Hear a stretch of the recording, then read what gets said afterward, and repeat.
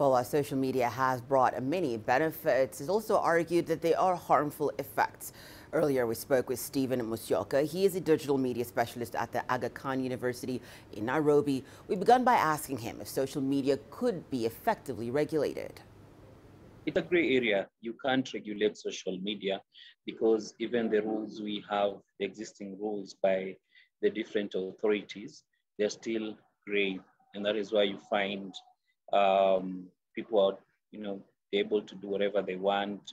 We have incidents, of fraud and all that using social media. So it becomes very hard to regulate. And it's, it just stays, it's still a gray area. But however, what we always advocate for as people who've been in this space is for self-regulation. And we also do a lot of consumer education where you need to teach people a lot of things about social media, what are the effects of if you engage in this kind of behavior and all that. Because as a country, we're going into the general elections very soon. And when you start talking about regulating social media, you'll actually end up with a huge backlash. Right now, a lot of politicians are using it. A lot of corporates are also using it. So it's a gray area. However, what we need to advocate for is proper use of social media, a lot of consumer education, and people get to know what is right and what is wrong. We've seen it. Even Facebook was in hot soup a while back, whereby data, there was a lot of issues to do with data breach.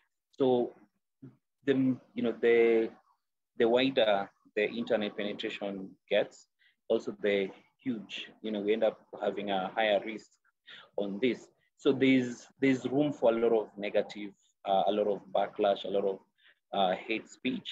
So let's say it's a double-edged sword, because you have on one end, as a country, you're developing, you're having a lot of people accessing internet.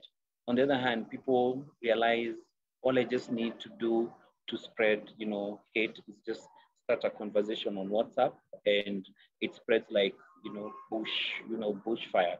And the fact that everyone now has, let's say, almost everybody has access to WhatsApp. There's a lot of fake news circulating.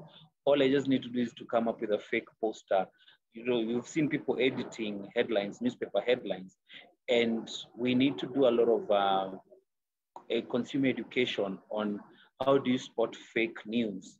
How do you follow up with something if you see it out there?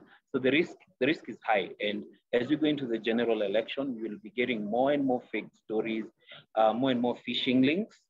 So we just have to embrace for this phase come next year as a country.